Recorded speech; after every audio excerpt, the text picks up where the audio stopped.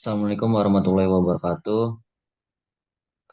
Perkenalkan kami dari kelompok 6 ingin mempresentasikan kurva S yang beranggotakan Santo Pardomuan Siregar dengan NIM 21101069 dan yang kedua Muhammad Rifki Altab dengan NIM 21101070. Yang ketiga Ananta Duta Pratama dengan NIM 21101071. Yang keempat Brilian Raisa Viola Mintoro dengan NIM 21101070.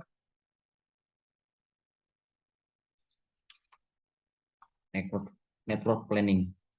Network planning merupakan sebuah alat manajemen yang memungkinkan dapat lebih luas dan lengkapnya perencanaan dan pengawasan suatu proyek.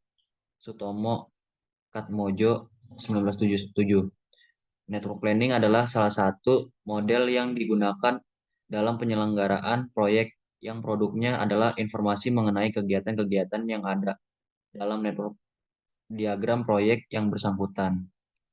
Network planning pada prinsipnya adalah hubungan ketergantungan antara bagian-bagian pekerjaan variabel yang digambarkan atau divisualisasikan dalam diagram network.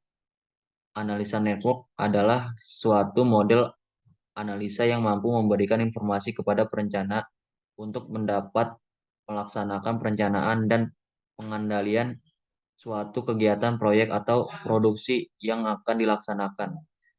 Nama yang umum digunakan untuk menyusun konsep analisa network ini adalah PERT atau Program Evaluation dan and Review Technique dan CPM yaitu Critical Path Method yang diantaranya terdapat perbedaan penting. Namun kecenderungan pada dewasa ini adalah menggabungkan kedua pendekatan tersebut menjadi apa yang bisa dikenal sebagai PERT type system. Analisa-analisa network planning yang akan membantu yang pertama time scheduling, urutan pekerjaan yang efisien. Yang kedua, pembagian merata waktu, tenaga, dan biaya. Yang ketiga, rescheduling bila ada keterlambatan penyelesaian. Yang keempat, menentukan trade-off atau pertukaran waktu dengan biaya yang efisien. Yang kelima, menentukan probabilitas atau kemungkinan-kemungkinan yang lainnya menyelesaikan proyek. Yang keenam, merencanakan proyek-proyek yang kompleks. Selanjutnya yaitu manfaat network planning. Yang pertama, memberikan perencanaan, penjadwalan, dan pengendalian kegiatan menyeluruh. Yang kedua, mengetahui kegiatan yang mendahului bersama-sama dan mengikuti.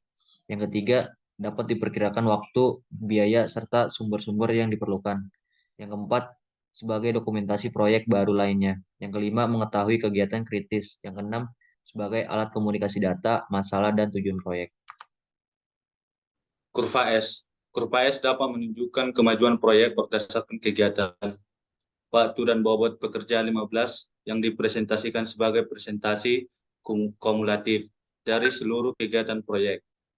Visualisasi dari kurva S dapat memberikan informasi mengenai kemajuan proyek dengan membandingkan antara kurva S dengan rencana dengan realisasi. Untuk membuat kurva S, jumlah presentasi kumulatif bobot masing-masing kegiatan pada suatu periode di antara durasi proyek diplotkan terhadap sumbu vertikal sehingga bila hasilnya dihubungkan dengan garis akan membentuk kurva yang berbentuk huruf S. Bentuk demikian terjadi karena volume kegiatan pada bagian awal proyek biasanya masih sedikit. Kemudian pada bagian pertengahan meningkatkan dalam jumlah cukup besar. Oke. Next. Tabel kurva S. Untuk yang pertama itu ada deskripsi, identifikasi kebutuhan jaringan FO, harga pekerjaan 200.000, durasinya 1 hari, bobotnya 7%. Yang kedua, penentu rute yang akan dibangun. Harga pekerjaan 100.000, durasinya 4 hari, bobotnya 3%. Yang ketiga, perencanaan spesifikasi teknik dan kapasitas. Harga pekerjaan 300.000, durasinya 1 hari, bobotnya 10%. Yang keempat, penentuan titik distribusi jaringan FO. harga pekerjaan itu 100.000, durasinya 3 hari, bobotnya 3%. Yang kelima, persiapan rute dan pembangunan jaringan utama.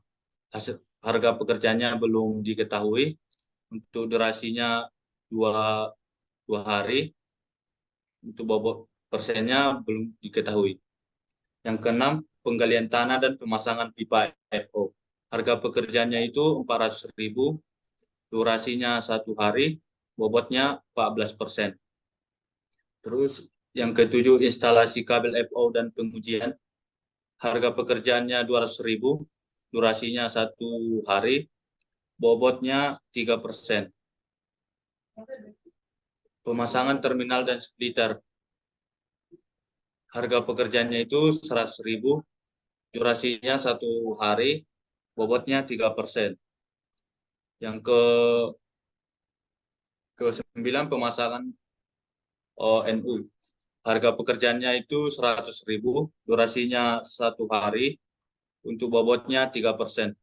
Yang ke-10, pengujian perangkat jaringan. Harga pekerjaannya belum diketahui, durasi waktunya 1 hari, bobotnya belum diketahui juga. Yang ke-11 itu pengujian jaringan agar kualitas baik. Harga pekerjaannya belum diketahui, durasinya 1 hari, bobotnya belum diketahui. Yang ke-12, pemeliharaan perangkat. Harga pekerjaan itu 1 juta, durasinya tidak menentu, bobotnya 34%. Oke, yang ke-13, pelatihan terhadap pengguna. Harga pekerjaan itu 400, durasinya 1 hari, bobotnya 14%. Terus yang ke-14, sosialisasi terhadap pengguna. Harga pekerjaannya itu belum diketahui, durasinya 1 hari, bobotnya juga belum diketahui. Yang ke-15, penyerahan kunci. Harga pekerjaannya belum diketahui, durasi pekerjaannya itu 1 hari, bobotnya belum diketahui juga. Untuk total jumlahnya, harga pekerjaan itu 2.900.000, durasinya 20 hari, bobotnya 100%.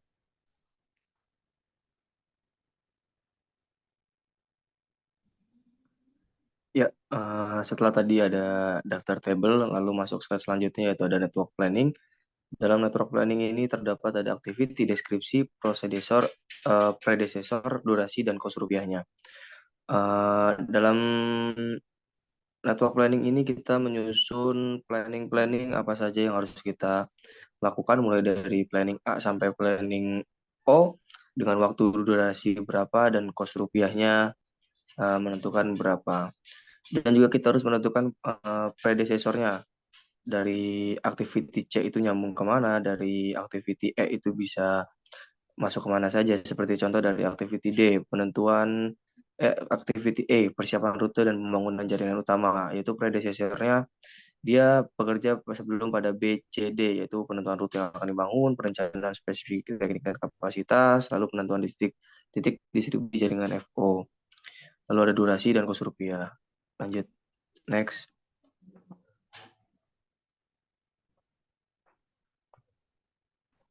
Nah, berikut adalah tabel yang mana kita harus mencari jalur kritis dengan menggunakan predecessor tadi.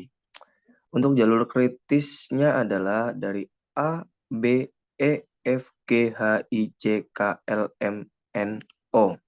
Berikut adalah dari jalur kritis yang kita temukan. Next.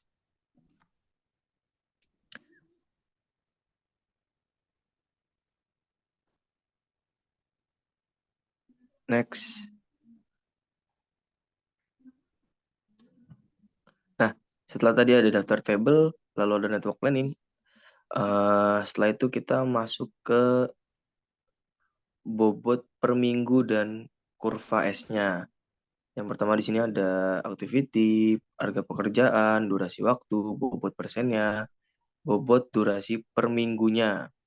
Di sini kita bisa lihat yang sudah tadi disebutkan atau dijelaskan dalam pengertian kurva S, bahwasanya bobot awal-awal kurva S dari awal sampai akhir bakal ada peningkatan melonjak ke atas, sebab makin tengah dan makin akhir banyak pekerjaan dan beban yang harus ditingkatkan. Maka grafik kurva S di sini dari minggu per minggu itu semakin meningkat ke atas hingga akhir waktu selesai. Dengan bobot per minggu jumlah pekerjaan itu total 2.900.000, durasinya yaitu 20%, bobot persennya itu per activity sudah ditentukan, lalu ada bobot per minggu.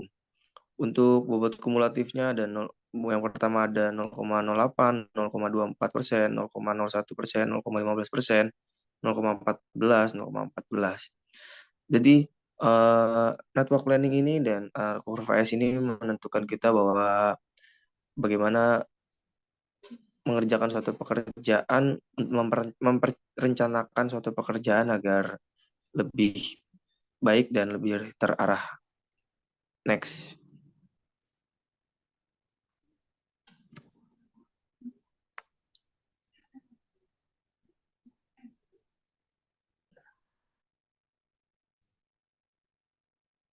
Analisa kurva S. Analisa kurva S dalam mencari bobot dengan cara harga pekerjaan dibagi dengan bobot per minggu dikalikan dengan 100%. Seperti contoh, activity A memiliki harga pekerjaan sebesar Rp200.000 dan memiliki durasi 1 minggu yang menghasilkan bobot sebesar 7%. Lalu, seperti di activity C, memiliki harga pekerjaan Rp300.000 dan memiliki durasi 1 minggu dan menghasilkan bobot sebesar 10%. Dan activity ini tersebut persenannya akan semakin besar jika harga pekerjaan semakin besar, seperti activity L memiliki harga pekerjaan Rp1.000.000 dan memiliki durasi 1 minggu dan akan menghasilkan bobot sebesar 34%. Activity E, J, K, N, dan O memiliki harga Rp0 sehingga berapapun durasinya akan menghasilkan bobot sebesar 0%. Dari bobot yang didapat per minggunya, kurva dapat dilihat mengalami peningkatan setiap minggunya. Peningkatan yang signifikan pada kurva S menunjukkan adanya pertumbuhan yang cepat atau akumulasi yang kuat dalam suatu periode waktu tertentu. Analisis kurva S dalam network planning memungkinkan identifikasi tren pertumbuhan, pembangunan sumber daya, kehandalan, atau kualitas layanan jaringan. Informasi ini dapat membantu dalam perencanaan jaringan yang lebih baik, alokasi sumber daya yang efisien, dan peningkatan keseluruhan performa jaringan.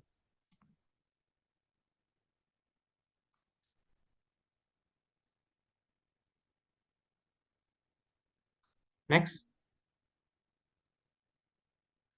Kesimpulan, network planning merupakan alat manajemen yang digunakan dalam perencanaan dan pengawasan proyek. Melalui analisis network seperti PERT atau CPM, network planning memberikan informasi yang luas dan lengkap mengenai kegiatan proyek, termasuk berhubungan ketergantungan antara variabel-variabel pekerjaan. Manfaat network planning meliputi perencanaan, penjadwalan, dan pengendalian kegiatan proyek secara menyeluruh. Network planning memungkinkan estimasi waktu, biaya, dan sumber daya yang diperlukan, serta identifikasi kegiatan kritis. Selain itu, network planning juga berfungsi sebagai alat komunikasi data, masalah, dan tujuan proyek. Kurva S atau Hanum Curve digunakan dalam analisis kemajuan proyek berdasarkan kegiatan, waktu, dan bobot pekerjaan. Dengan membandingkan kurva S, rencana dengan realisasi, dapat diketahui sejauh mana kemajuan proyek kurva S membentuk pola huruf S, karena pada awal proyek volume, kegiatan masih sedikit, kemudian meningkat secara signifikan pada bagian pertengahan proyek.